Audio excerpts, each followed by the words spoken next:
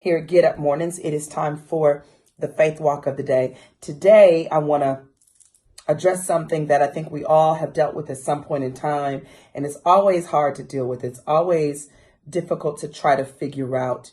But what I want you to understand is every storm, every problem, every issue is not from the enemy. Every bad thing that has happened in your life is not always the devil got me. Some things are designed and allowed in your life to shake up the foundation so you will move, so you will shift to the next season of your life. Because most of us, when you get comfortable in a position, you stay there.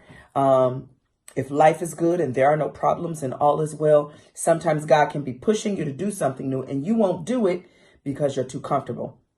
And so I know I've seen this happen in my life. And thankfully for me, I've also had people praying and prophesying and speaking life. And so I've been warned before, you're about to hit a tumultuous season in your life, and prepare yourself, pray for it. And so what I do is I just kind of buckle down and prepare for the storm.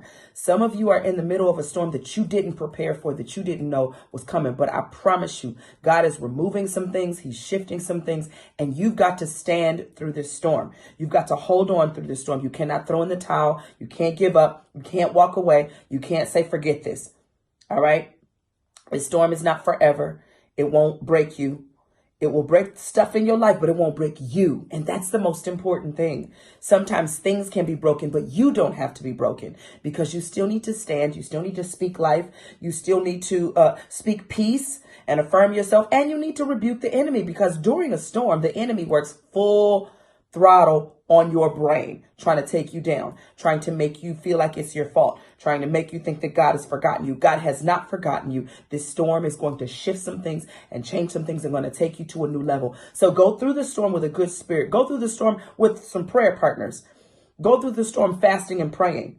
Go through the storm removing some things, changing your mindset, changing what you say, looking at the small things. Pay attention to your life, people. The enemy is no joke, and he is intentional about planting little seeds that will destroy you, planting little seeds that will just turn your thinking in the wrong direction. Little no harm things. You know, the scripture says, lay aside every weight and sin that does so easily beset us. Some stuff is not a sin. It's just a weight, and it's going to push you down too low, and you won't be able to pray and you won't be able to focus. So you got to pay attention to the weight and the sin. What is very ungodly that's in your thinking? What's very ungodly that you do this kind of no harm, quote unquote, the enemy has made you think it's no harm? It may be sent to you in this storm of your life to distract you. All right.